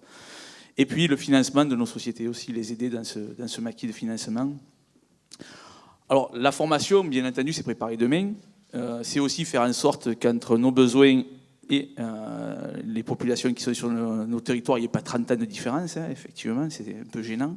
Donc c'est innover sur les nouveaux métiers qui arrivent, mais c'est innover sur la façon d'enseigner aussi. C'est être plus réactif, mettre des nouveaux outils, permettre à toutes les populations d'accéder à nos emplois. On est tous chefs d'entreprise, moi j'ai des problèmes à recruter, je ne trouve pas forcément les qualifications. Les formations ne sont pas forcément toujours en face de mes besoins. Je partage ce constat avec nombre de chefs d'entreprise. Donc nous devons, nous aussi, nous sommes dans l'excellence de la formation, nous adapter pour pouvoir proposer des formations avec un fort taux d'employabilité derrière. Nous sommes sollicités de plus en plus pour l'emploi, et la formation et l'emploi vont avec. Donc nous avons dans cette mission de chambre de commerce aussi à prévoir comment nous pouvons aider l'emploi sur notre territoire. Et après, bien entendu, le gros problème des sociétés aujourd'hui qui démarrent, des TPE qui veulent évoluer pour créer ces fameuses références mondiales, c'est le financement. Le financement, quand on est face au financement, il y a un grand maquis, il y a plein d'offres, plein de possibilités, plein de contraintes, plein de dossiers à réaliser. Les chambres sont là justement pour aider nos ressortissants, pour les conseiller vers qui se tourner, pour les aider à monter les dossiers. Donc on a un vrai enjeu là-dessus, parce que c'est vrai qu'on est un peu seul face à un mur. Je parle surtout pour les sociétés qui sont en devenir, qui se développent. Effectivement, les grosses structures ont les services adéquats, savent faire, il n'y a aucun problème. Mais vous prenez une entreprise de 10 personnes qui a une start-up, qui a un projet innovant, ils n'ont pas la capacité à aller chercher les dossiers. Donc si on ne les aide pas à monter un dossier pour aller chercher les financements, ils sont un peu perdus, et c'est notre rôle. En fait, ce que vous posez à travers cet enjeu, c'est comment, sur ce territoire qui est riche de ces TPE, PME, comment on fait en sorte qu'une grande partie d'entre elles puissent accéder à ce niveau d'entreprise de taille intermédiaire grâce aux questions de la formation et grâce aux questions des financements. Messieurs les 3 présidents, merci beaucoup de cette présentation. Vous avez respecté les timings. Je crois que vous avez plutôt bien, et en tout cas plutôt clairement, porté les enjeux. Nous allons, j'ai envie de dire, descendre un cran supplémentaire maintenant et rentrer dans la mise en œuvre de ces enjeux à travers la présentation des 3 plans d'action qui vont vous être proposés. Je crois quand même qu'il est très très important de se rappeler, et je crois que la façon dont les 3 enjeux ont été présentés nous permet de ne surtout pas le perdre de vue. C'est que même si ce qu'il y a à attendre des élus locaux est sûrement à relativiser, il y a quand même pour vous un enjeu au-delà de simplement la question d'ordre légal. Il y a un enjeu déterminant à ce que le schéma que vous allez approuver aujourd'hui et à ce que les enjeux que vous identifiez soient parfaitement cohérents, complémentaires, on dirait compatibles peut-être, avec le schéma régional de développement économique, d'internationalisation et d'innovation que porte la région, dont est responsable la région Provence-Alpes-Côte d'Azur, mais aussi le contrat de plan régional de formation et d'orientation professionnelle, lui aussi porté par la région, mais y compris les schémas d'aménagement du territoire et de développement des transports. Donc tout de suite, nous allons, je le disais, aborder les 3 plans d'action, et pour ça, je demande à Jean-Pierre Savarino, qui est président de la Chambre de commerce et d'industrie des Alpes-Maritimes, Nice-Côte d'Azur, pardon, ainsi que Bernard Grèche, qui représente la CCI du Var, Laurent Amard de la Chambre de commerce et d'industrie Marseille-Provence, et à Bernard Vergier du Vaucluse de venir nous rejoindre.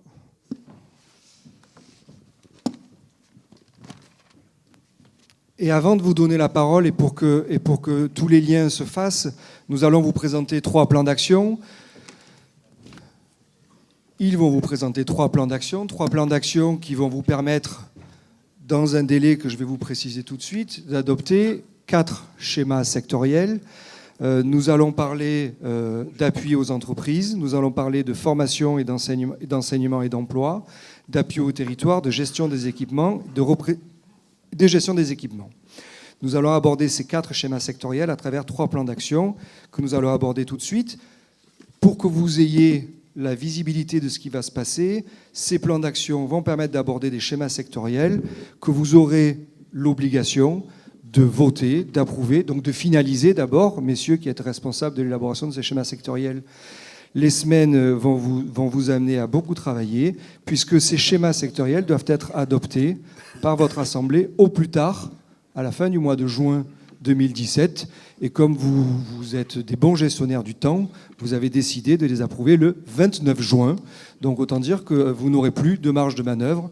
Donc nous allons aborder tout de suite ces plans d'action. Et le premier d'entre eux, je voudrais l'aborder avec vous, Jean-Pierre Savarino. Pardon. Donc vous êtes pilote du schéma sectoriel appui aux entreprises et du plan d'action développement des entreprises, donc les deux sont très liés. Ma première question, pour situer un peu, c'est de quoi parlons-nous? Quel est le périmètre de ce schéma? Oui, c'est vrai, de quoi parlons-nous? Et on parle bien sûr de tout ce qui est au plus proche des entreprises. Les formalités, la création, la transmission, les reprises d'entreprises, le développement international, l'innovation, l'intelligence économique, le développement collectif des entreprises, l'information économique. Bon, beaucoup de thèmes. Tous ces thèmes, bien sûr, sont repris et sont issus aussi, bien sûr, en cohérence avec le schéma régional, hein, donc de développement économique et d'innovation et d'internationalisation. Et vous avez compris, c'est tout ce qui touche l'entreprise au plus près. Deuxième intervenant, je reviendrai vers vous tout à l'heure, Monsieur Savarino. Bernard Grèche. Oui. Nous allons évoquer avec vous Oui. le plan d'action Dynamiser les territoires que nous évoquerons aussi avec votre collègue dans quelques instants. Là aussi, même question, quel périmètre? De quoi parlons-nous quand on évoque le plan d'action Dynamiser les territoires? Alors, on a vu déjà passer rapidement au tout début du film ce que ça représentait en volume. Ces équipements, ça représente donc 3 aéroports, déjà, 23 millions de passagers, 75 000 tonnes de fret. Alors, on pourrait mettre également ce que ça représente en valeur et en euros, et en nombre d'emplois concernés. 4 ports de commerce, 2,7 millions de passagers, 2,5 millions de tonnes de fret pour les ports, 11 ports de plaisance avec 6 500 postes de mouillage, 2 parcs d'exposition de congrès avec 1,5 million de visiteurs. Voilà, donc ça c'est une volumétrie d'équipements. Alors avant, ces équipements s'appelaient port et aéroport, donc on change le terme. Comme ça nous fait réfléchir un peu pour s'adapter déjà à la terminologie. Et une fois qu'on s'est adapté à cette terminologie, tout à l'heure, le professeur Langevin parlait de connexion. Là, on est dans le réel. Hein. Je vais rajouter, mais pour ne pas être trop long, il y a un savoir-faire du monde consulaire et des chambres de commerce en particulier. Dans ces domaines, j'oserais dire que, historiquement, ce sont les chambres de commerce qui ont créé, inventé et mis en marche. Donc il y a un vrai savoir-faire que, pour des raisons de rentabilité, on essaye quelquefois en tout cas l'État essaie de récupérer pour le mettre dans le monde du privé. On ne va pas s'opposer au monde du privé parce que nous sommes tous dans le privé. Mais, et on peut en reparler tout à l'heure, mais il y a des points ou des éléments d'équipement qui sont hors du secteur concurrentiel. Oui. On pourra en parler tout à l'heure. Et que fait-on de ce qui n'est pas rentable? Et sur lesquels vous avez des niveaux d'expertise qu'il serait peut-être dommage de se passer, voire de perdre. Ça serait gravissime. Oui. Je voudrais donner la parole à votre collègue de droite, à Laurent Amard de la Chambre de commerce et d'industrie Marseille-Provence. Vous venez d'évoquer, vous, la question des équipements. Avec Laurent Amard, nous allons évoquer la question de l'appui au territoire. Pourquoi cette question de l'appui au territoire? Parce que ces deux questions-là constituent chacune un schéma sectoriel, mais les deux sont regroupés dans un même plan d'action, qui est le plan d'action de dynamiser les territoires. Laurent Amard, j'ai une question. Dynamiser les territoires, il n'y a pas besoin d'expliquer ce que ça veut dire, mais par contre, ma question, c'est, au fond, pourquoi, quel est le sens d'une chambre de commerce et d'industrie, alors au niveau régional ou dans ces niveaux territoriaux, quel est le sens d'aller travailler sur la question de la dynamisation des territoires, alors que finalement, vos clients, ce n'est pas les territoires, c'est les entreprises? J'ai 3 minutes. Non, 2. Bien sûr que c'est les entreprises, ça c'est clair. Pourquoi travailler sur l'appui au territoire? Pourquoi le découpage est comme ça? Le découpage il nous est imposé. Voilà. Le législateur, il y a quelques énarques qui ont dû pondre ça dans un coin d'un bureau. On travaille là-dessus. J'ai envie de dire pour rien, hein, moi j'ai entendu Philippe Langevin, professeur, puisque les politiques, on n'a rien à en attendre, pour rien. Plus sérieusement, l'appui au territoire parce que c'est eux qui ont en main l'aménagement du territoire. Et que sans aménagement du territoire, il n'y a pas de développement économique. Et que l'entreprise, elle vit du développement économique. Et on a besoin de quoi? Compétitivité. On va la trouver où? Avec un territoire attractif et avec un territoire performant. Attractif, ça veut dire des équipements. Et là, on se rejoint forcément parce qu'il y a des choses à faire et que le pouvoir est entre leurs mains. Un territoire performant, ça veut dire quoi?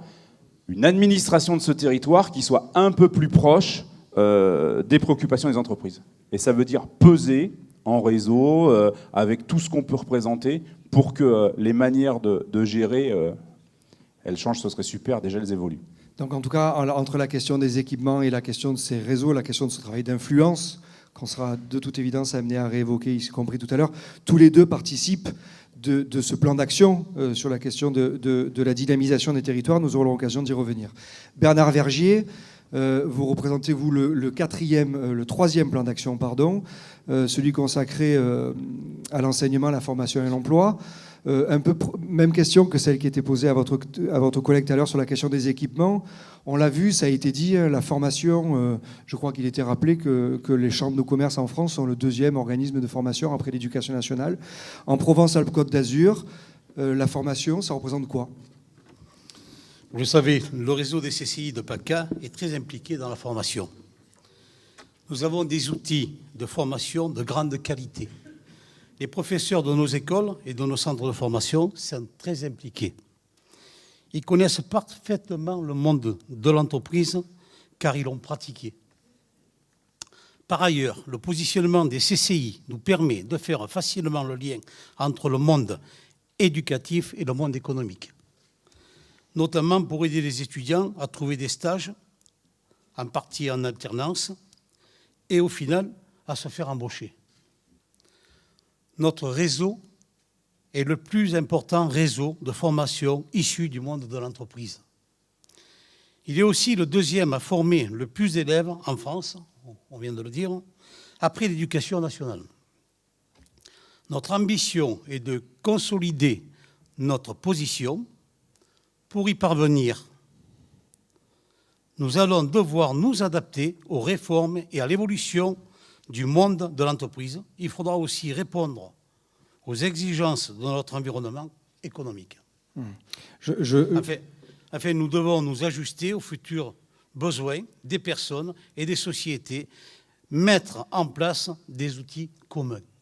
Je crois, merci de cette première partie de réponse. On abordera la suite tout à l'heure. Je crois que ce qui est très très important à entendre, on aura l'occasion tout à l'heure de voir comment vous allez aborder toutes ces questions-là, comment vous allez travailler de façon concrète. Mais je crois que ce qui est important, c'est de bien mesurer le lien entre tout ça, avec les trois enjeux qui ont été présentés, les trois plans d'action qui vous sont présentés tout de suite. Jean-Pierre Savarino, je reviens avec vous. Vous nous avez présenté le périmètre de votre schéma d'appui aux entreprises.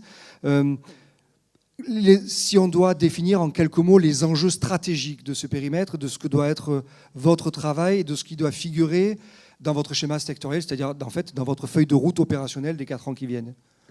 Je crois qu'on peut en relever 3 essentiels.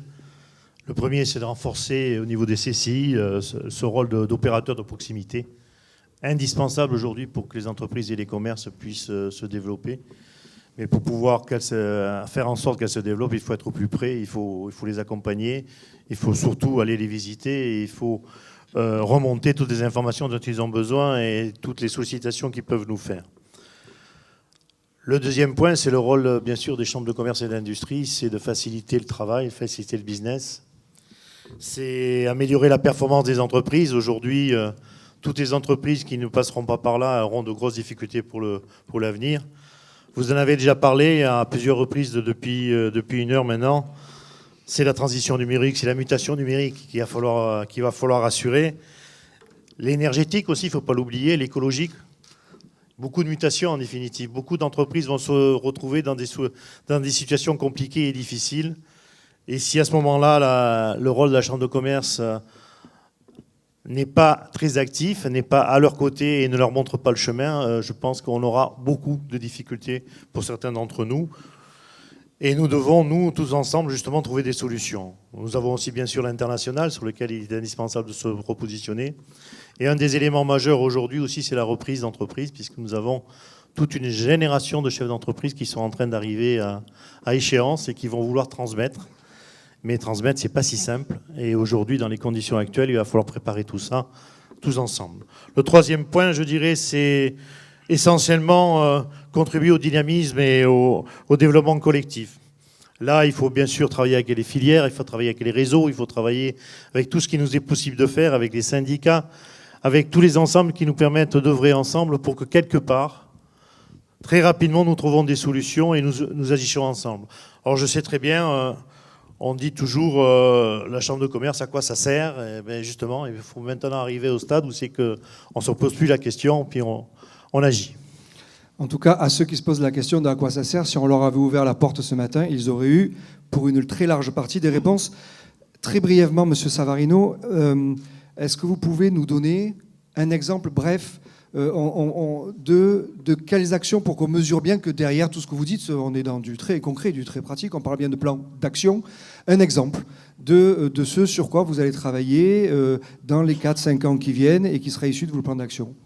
Alors, sur le plan d'action spécifique pour les entreprises au défi du numérique, il n'y en a pas qu'un de plan, il y en a énormément. Bon, le projet CCI Store, bien sûr, de numérisation va être un des projets majeurs, mais nous en aurons beaucoup d'autres à côté. Et bien sûr, on communiquera au fur et à mesure, je dirais, de la démarche. Ce que je voulais dire aussi tout à l'heure, c'est que quand on est tout seul, on avance souvent plus vite. Mais on va souvent moins loin que de travailler en collectif. Donc il faut qu'on travaille en collectif pour aller beaucoup plus loin. Le deuxième point, c'est constituer une force d'attraction rapide pour la mise en dispositif d'urgence pour les entreprises. Je crois qu'aujourd'hui, on a pu le démontrer, quand il se passe des choses dramatiques au niveau de notre territoire, au niveau des entreprises, avec un impact très fort au niveau des entreprises, il faut que nous ayons la capacité de réagir. Donc le guichet unique aujourd'hui a été mis en place, mais on aimerait qu'il soit développé et surtout structuré pour qu'il puisse agir sur tout le territoire au niveau régional. Merci de ces illustrations. Bernard Grèche, je reviens vers vous sur ce plan d'action. De fait, on l'a un peu abordé, en fait. Vous avez commencé à y entrer dedans en évoquant la question de l'articulation, le public, le privé, votre rôle. Au fond, quand on évoque la question des équipements, on évoque y compris le rôle de gestionnaire porté par les chambres de commerce et d'industrie. Comment ce rôle de gestionnaire évolue? Comment doit-il évoluer sans que vous le perdiez et en même temps en tenant compte des contraintes environnementales? C'est un petit peu compliqué, effectivement, parce que, le savoir-faire, on l'a, la compétence, on a, et surtout, plus que la compétence et le savoir-faire, on a la connaissance du besoin économique. Nous sommes les plus proches de l'émanation de ce que vont nous dire les entreprises dans leurs évolutions rapides. Si on éloigne trop le besoin de la compréhension du besoin, on va rajouter des années pour y répondre. Donc, il faut que nous conservions autant qu'il est possible les équipements fondamentaux. D'une façon ou d'une autre, tout ce qui est connexion internationale, connexion nationale fondamentale, d'une façon ou d'une autre, soit en la maîtrise totale, soit avec une maîtrise partagée, il faut que nous y soyons. Mais il faut aussi penser, j'en ai dit 2 mots tout à l'heure, à ces équipements peu ou pas rentables, mais nécessaires à l'économie. Par exemple? Il est possible d'avoir un aéroport fondamental. Bon, qu'est-ce qu'on en fait de celui-là? On le ferme. Si on personne dans le privé, les privés vont prendre ceux-là sous ça rapporte de l'argent. Il y en a il y a un Marseille et Nice qui rapporte. Avignon, c'est plus douteux. Toulon va se rendre compte qu'on l'a donné à Vinci, et Vinci commence à se dire j'arrive pas à le rentabiliser. D'ici que ça ne revienne pas en disant on n'en veut plus parce qu'il faut mettre 24 ou 40 millions pour faire les pistes et 200 ans pour récupérer 1 centime. Ça risque de revenir dans le giron. Voilà. Donc c'est sur ces questions d'arbitrage que votre rôle va aussi... Ah non, il faut s'imposer auprès des pouvoirs publics qui pensent pouvoir avoir une vision qu'économique de la chose. Mais il y a aussi une vision d'aménagement du territoire, on en a parlé, fondamentale. Ça va. Merci beaucoup de ces précisions. Bernard Vergier, dernière question. Je voudrais finir avec... c'était pas forcément l'ordre prévu, mais je voudrais finir avec vous, Laurent Amar, parce que finalement, on va couvrir un peu tout ce qui vient d'être dit. Vous nous avez évoqué finalement le poids de la question de l'enseignement et de la formation dans le réseau des CCI de Provence-Alpes-Côte d'Azur. Vous nous avez évoqué les orientations. Concrètement, les grandes lignes des travaux que vous allez conduire dans l'élaboration de votre schéma, quelles sont-elles? La première des priorités est de répondre aux besoins des entreprises en termes de recrutement. On l'a parlé tout à l'heure. Je crois que c'est Jean-Luc qui en a parlé. Pour cela, savoir anticiper est indispensable. Nous devons donc connaître l'économie régionale et les métiers en tension sur notre territoire. Pour y parvenir, nous allons proposer à nos ressortissants des solutions d'analyse, d'anticipation et de gestion des ressources humaines. On y trouvera un diagnostic 360 et des solutions à la carte en fonction des particularités de l'entreprise. La deuxième priorité, elle est liée également à la première, il faut l'avouer, savoir aiguiller les jeunes vers ces formations qui répondent aux besoins des entreprises, qui mènent donc à l'emploi. Nous devons améliorer l'orientation professionnelle et faciliter les relations entre le monde économique et l'éducation. Il faut donc être efficace en reprenant des actions qui ont fait leurs preuves, telles que le réseau des développeurs, de l'apprentissage, la bourse de l'alternance, les nuits de l'orientation, les mercredis de l'apprentissage, et j'en passe. Nous avons aussi pour priorité de proposer aux jeunes et aux actifs des formations pertinentes et modulables. En matière d'apprentissage, nous continuons à investir dans les 5 CFA, dans nos CFA, et dans de grands projets structurants. Sur le plan de la formation continue, nous allons adopter des méthodes pédagogiques innovantes et agiles. Pour conclure, je veux insister sur le fait que notre motivation a un seul but. Les collègues l'ont dit tout à l'heure, je le confirme, accompagner et soutenir le développement économique de toutes les entreprises de notre région. Merci beaucoup. En tout cas, on voit bien le lien sur ce qui vient d'être dit. On voit bien d'une certaine façon comment la question enseignement, formation et emploi soit découle, soit rend possible les schémas que vous nous avez présentés. Laurent Amarge disait que nous allons conclure cette première table ronde par vous. On a évoqué la question de la dynamisation, de l'appui au territoire. Je crois que vous avez cité le mot d'influence tout à l'heure. On aura l'occasion d'y revenir à la prochaine table ronde, mais concrètement, par rapport à tout ce qui vient d'être dit, comment fait-on quand on est chambre de commerce, que ce soit au niveau territorial ou que ce soit au niveau régional, comment fait-on pour peser sur les politiques territoriales ? C'est une putain de bonne question, ça. Et vous allez me demander si vous avez 2h15 et je vais vous dire non. Non, je ne vous pose plus la question parce que je sais qu'on n'a pas beaucoup de temps. Comment on fait ? D'abord, on s'imprègne des évolutions. Le président Lacroix a parlé de révolution, même dans son propos introductif.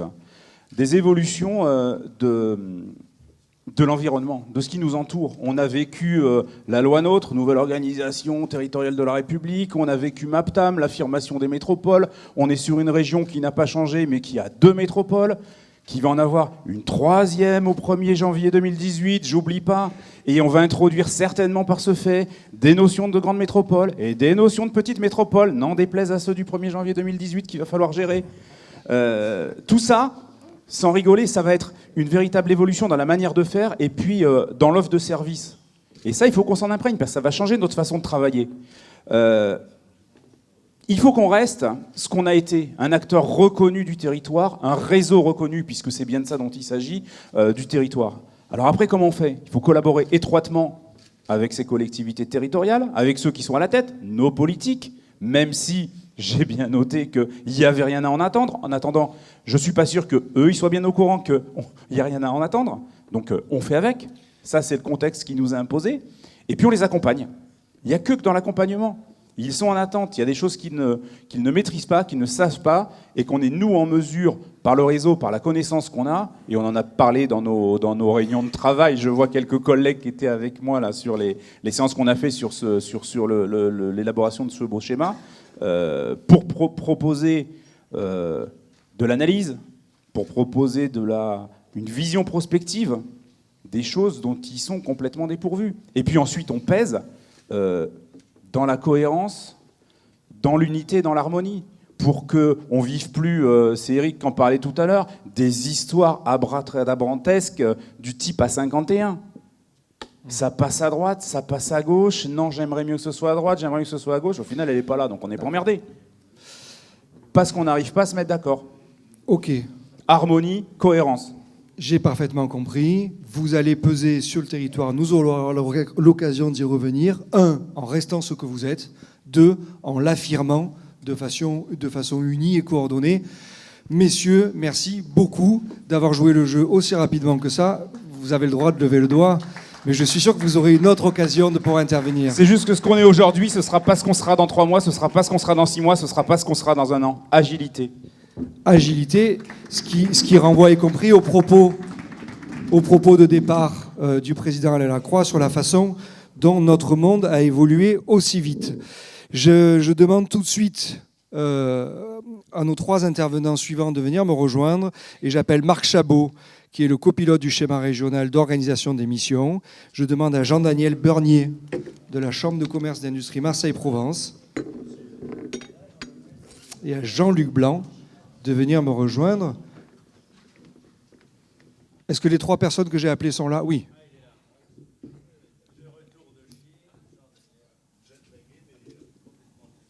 Donc sur cette deuxième table ronde, j'évoquais le schéma du monde que nous a présenté Alain Lacroix, puis le schéma régional que nous a présenté Philippe Langevin. Puis on a vu à l'intérieur de ce schéma régional 3 grands enjeux prioritaires. On a vu ensuite, il y a quelques minutes, les plans d'action opérationnels au service de ça. La dernière question, c'est bien beau tout ça, mais concrètement, comment on fait? Comment on fait, c'est la question à laquelle vont répondre nos 3 intervenants dès à présent. Et puis, le premier élément du comment on fait, Marc Chabot, il vous revient de nous le présenter en nous parlant du schéma régional d'organisation des missions, qui est essentiel dans la démarche. Et j'ai envie de vous demander pourquoi il est essentiel dans la démarche. D'abord, si vous permettez, on est les champions des acronymes, on va simplifier celui-là, parce que le Scrum, moi, quand on m'a dit tu vas travailler sur le Scrum, je me suis dit, est-ce qu'il faut que je me gratte le dos? C'est quel os, c'est exactement. On va donc parler simplement de schéma d'organisation, si vous permettez. Et ce schéma d'organisation, finalement, moi, dans l'entreprise américaine dans laquelle j'ai travaillé les 10 dernières années, on parlait d'une chose simple, c'était back to basics. C'est-à-dire on revient aux choses simples. Et si nous voulons former un réseau, eh bien, nous le sommes, mais il faut aussi qu'on soit d'un point de vue pratique. C'est-à-dire que ce ne soit pas simplement un mot qui est écrit là-devant, on soit 7 chambres territoriales qui fassent un véritable réseau et qui ait à sa disposition une chambre régionale forte que nous représentons aujourd'hui. Voilà. Alors, on décline effectivement ce schéma d'organisation en 3 choses. Le qui, je viens de vous le dire, ce sont nos 7 chambres, et puis la chambre régionale. Le quoi, et là je vais enfoncer des portes ouvertes, comme a dit le président dans son introduction, ce sont évidemment nos actions de proximité. Nous avons vu qu'il y avait des filières d'excellence. Elles sont entraînantes, mais n'oublions pas tous les autres qui n'y sont pas impliqués. Donc il faut que nous soyons l'agent de proximité et que nous remontions, c'est notre fonction historique, ce que nous y trouvons. Oui, tu voulais m'interrompre. Oui, non. Juste très concrètement, il y a quoi dans ce schéma d'organisation, dans ce schéma régional d'organisation? Quels sont les grands points qui le structurent? Alors, le point le plus important, évidemment, c'est celui de la mutualisation des fonctions support. C'est une mutualisation qui est de toute façon économique et nécessaire. C'est une mutualisation que nous avons, pour certains d'entre nous, vécue avec difficulté, mais qui va être la clé de la performance de nos CCIT, puisqu'elles n'auront plus à aller chercher dans leurs propres ressources ce qui, de toute façon, est nécessaire, c'est-à-dire tout ce qui concerne le back-office. Donc ça, c'est une des grandes clés de ce succès, de ce schéma. Merci beaucoup de cette présentation. On aura l'occasion de revenir, bien entendu, sur cette question des moyens à travers ce schéma régional d'organisation des missions. Jean-Daniel Bernier, et forcément, il faut remercier tous ceux qui sont intervenus ce matin. On vous remercie, vous, doublement, puisque, sauf erreur de ma part, vous débarquez de Chine, vous venez d'atterrir à quelque chose près. Donc merci beaucoup d'avoir tenu votre engagement et d'être présent avec nous. Nous avons beaucoup parlé de digitalisation ce matin. Et puis, nous en parlons avec vous, là, maintenant, dans la question des moyens. Est-ce à dire que la question de la digitalisation dont nous parlons, on en a beaucoup parlé à effet externe, c'est-à-dire à destination de vos clients, les entreprises. Vous allez nous parler aussi de digitalisation à effet interne, tournée vers le réseau des chambres de commerce? Alors, il y a un double aspect, effectivement. Le premier, c'est CCI-Store, qui est une réponse clairement, aujourd'hui, innovante, claire, pour l'ensemble de nos entreprises. Elle va permettre justement de digitaliser notre offre. Tout à l'heure, j'entendais parler de proximité, mais la digitalisation permet une très grande proximité, justement de désenclaver les régions qui sont plutôt appauvries par les infrastructures, et elles le permettront justement de répondre aux attentes des entrepreneurs au niveau de la formation, au niveau des reprises, de l'accompagnement, de l'ARH. Ça va être une véritable plateforme de services au service des entrepreneurs, agnostique, c'est-à-dire ça mettra aussi en avant nos services à nous, mais il ne faudra pas hésiter aussi à mettre en avant les autres services d'autres milieux, parce que justement, ça va permettre à ces entreprises de trouver au sein de la Chambre de commerce justement toutes les réponses à leurs besoins, parce que la nouvelle génération qui est en train d'arriver, de jeunes entrepreneurs, aujourd'hui, ils sont dans un modèle, et ils sont dans un modèle complètement différent, ils utilisent des outils complètement modernes, et ils ont besoin justement de trouver la CCI, une CCI moderne, qui sorte justement et qui ne bouge pas. Tout à l'heure, vous avez dit, alors on va rester dans nos schémas traditionnels. Non, surtout pas. Nous n'allons pas rester dans nos schémas traditionnels. Nous allons faire cette évolution nécessaire dans un monde qui, lui, est en révolution digitale, comme nous le disait le Président. Merci beaucoup. Puis ça renvoie y compris à la question des changements de paradigme qui étaient évoqués tout à l'heure. On reviendra avec vous, Jean-Daniel Bernier, sur cette question. Jean-Luc Blanc. Alors on évoquait tout à l'heure la question de l'influence. Il s'avère que récemment, un dernier schéma, un nouveau schéma sectoriel a été confié aux réseaux régionaux des chambres de commerce, qui est le schéma portant sur la représentation des entreprises. On évoquait la question de l'influence. Je suppose que tout ça n'est pas complètement déconnecté. Je vais vous poser directement deux questions. La première, c'est de quoi parle-t-on quand on parle de cette question de la représentation? Et lié à ça, c'est dans quel contexte se fait ce travail-là? Comment le contexte dans lequel s'inscrit cette question de la représentation a-t-il évolué? Bon, tout d'abord, bonjour. Je pense que parler de représentativité des entreprises, je pense que j'oserais dire que c'est notre mission historique. On revient aux fondamentaux, je veux dire. C'est dans l'ADN, dans les gènes de nos chambres. Je veux dire, l'histoire nous le rappelle, l'histoire nous l'a dit. On ne va pas parler de la genèse de ces chambres, mais la représentativité, on doit être le porte-voix, je veux dire, des entreprises pour défendre, bien sûr, bien entendu, leurs intérêts. J'oserais dire qu'on a oublié tout ça. Mais défendre les entreprises, défendre leurs intérêts, défendre leurs préoccupations, défendre tout ça, ça fait partie inhérente de nos préoccupations. Et votre deuxième question? Ma deuxième question, c'est que vous revenez finalement, en tout cas vous réaffirmez vos fondamentaux, mais il n'empêche qu'entre le moment de la création des chambres et aujourd'hui, les choses ont quand même sacrément évolué. Et cette question de la représentativité aujourd'hui s'inscrit dans un contexte nouveau de la façon dont on représente et dont s'expriment les entreprises. Vous avez raison, le président Lacroix le disait tout à l'heure, nous sommes, Jean-Daniel le disait, tous autour de cette salle, nous sommes d'accord, nous sommes dans un bouleversement sociétal sans précédent. Je veux dire, aujourd'hui, les chambres n'ont plus le monopole, je veux dire, de la représentativité. Malheureusement, d'autres le font. Il faut communiquer, il faut se réaffirmer, il faut qu'on soit présent par rapport à nos mandats. On siège tous dans des mandats, il faut réaffirmer ça. Et je pense qu'on en a toute la légitimité. La légitimité parce que, je le rappelle, on est élu quand même. On n'est pas, on a cette vocation, on est élu et on fait autorité. Je pense que nous avons aussi, par rapport à nos collaborateurs et notre vie dans l'entreprise, l'expertise à cela. L'expertise par l'équipe, par les équipes, je viens de dire, par nos data également. Et je pense par l'ancrage. L'ancrage, tout à l'heure, on parlait, Laurent le disait, par l'ancrage territorial. Donc tout ça fait, à mon avis, cette autorité. Mais quelque part, j'ai le sentiment que souvent on est un peu timide, quoi. Je veux dire, il faut se réaffirmer, il ne faut pas être timide, il faut communiquer. Communiquer sur tout ce que nous faisons. Et vous savez tous ici qu'on en fait beaucoup. Oui, je crois que c'est très important. Allez-y. Ouais, ça va permettre justement d'avoir la digitalisation va permettre d'avoir un véritable lien interactif avec justement nos entreprises pour connaître une initiative régionale, un projet national, et on aura en instantanéité justement toutes ces informations qui va nous permettre d'enrichir une base de données qui est indispensable. Parce que le cœur de notre savoir-faire, tout à l'heure, quelqu'un le disait, c'est la connaissance du terrain. Mais cette connaissance du terrain, aujourd'hui, avec que des hommes, nous ne pourrons pas la connaître.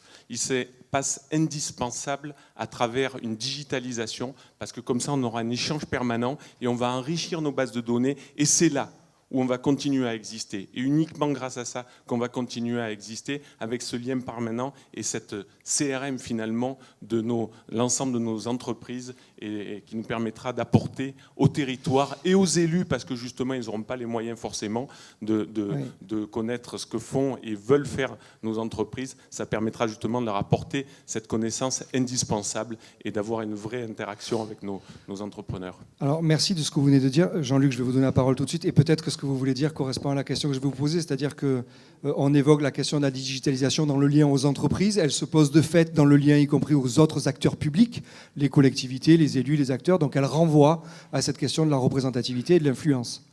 Oui, absolument. Enfin, encore une fois, j'oserais dire, on doit devenir et être le réseau des réseaux. Je veux dire, j'aime bien cette expression parce que aujourd'hui, avec ce monde, avec ce qu'on appelle les GAFA, une chambre de commerce, les chambres de commerce et la chambre de commerce régionale doit être le réseau des réseaux. On doit être en permanence, bon, c'est des mots tendance, comme j'oserais dire ce mot barbare ambiancé, mais être lanceur d'alerte, être des influenceurs. Et je pense que ces mots, il faut les approprier, il faut qu'on les fasse siens.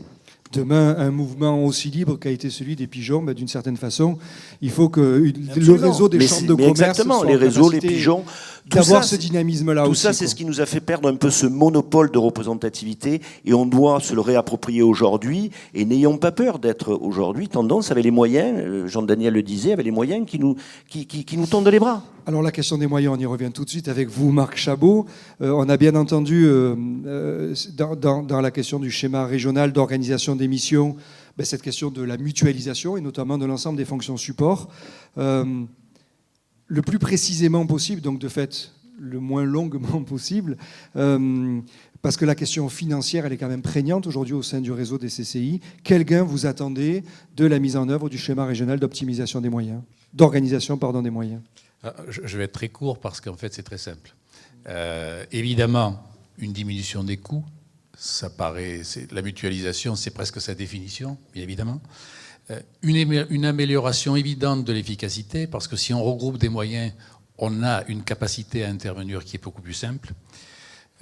On a aussi, et c'est important, et ce n'est pas Jean-Daniel qui va me contredire, on va pouvoir sécuriser les processus, parce que la digitalisation, c'est aussi la capacité à faire en sorte que les flux soient maîtrisés. C'est aussi, et ça c'est important, parce que ça nous permet de réfléchir tous ensemble, une harmonisation de la façon dans laquelle nous travaillons.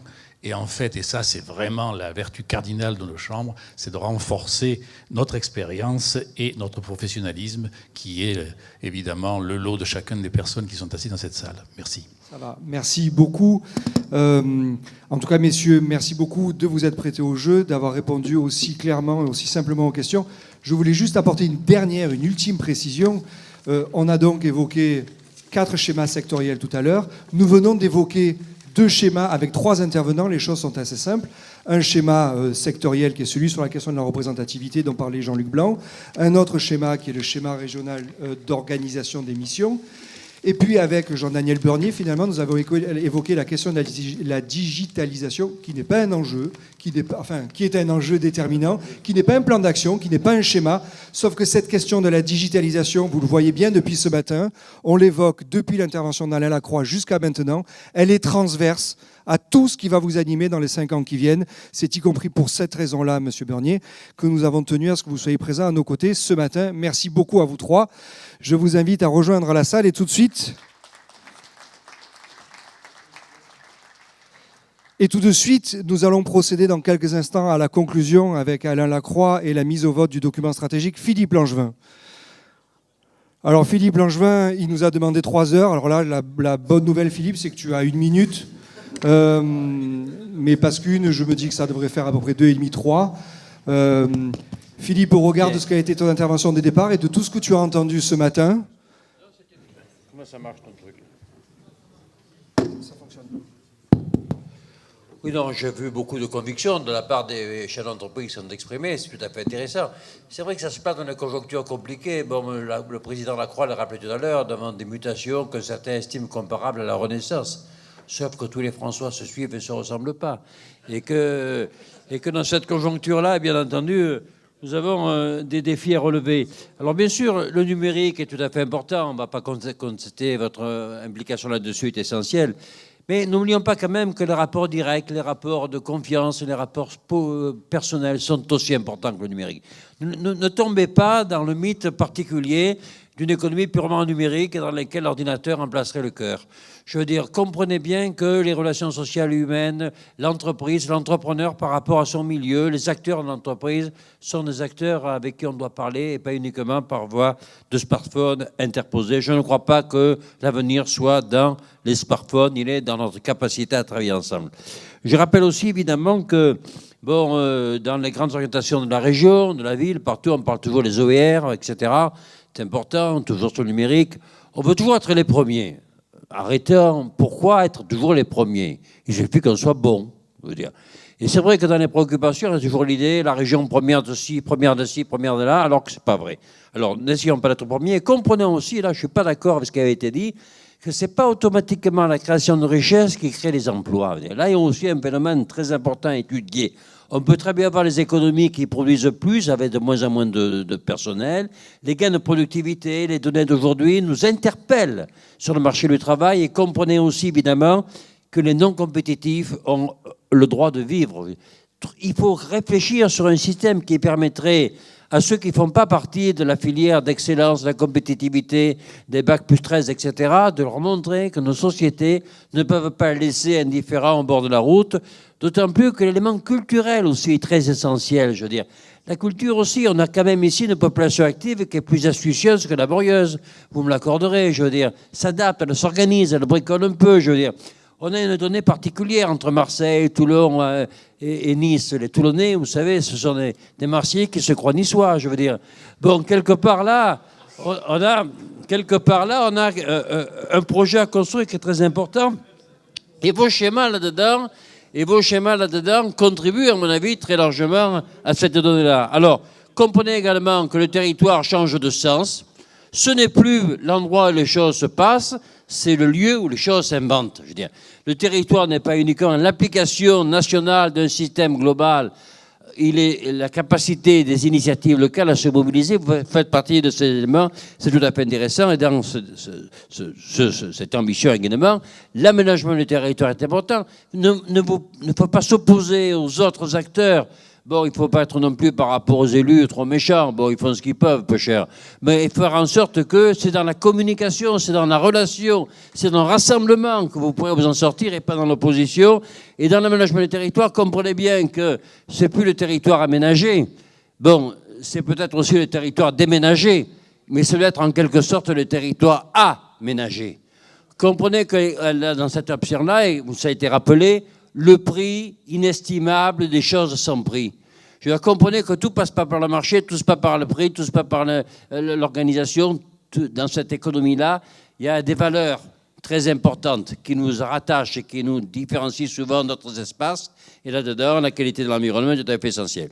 Donc, je comprends ce que vous avez dit, c'est tout à fait intéressant. Il faut arriver à faire communauté, il faut arriver à faire relation, il faut surtout s'ouvrir aux autres et pas penser que vous êtes ici particulièrement les seuls porteurs d'une alternative crédible ou les seuls porteurs d'intérêt. Vous êtes les acteurs parmi les autres, vous êtes les acteurs importants, vous n'êtes pas les seuls.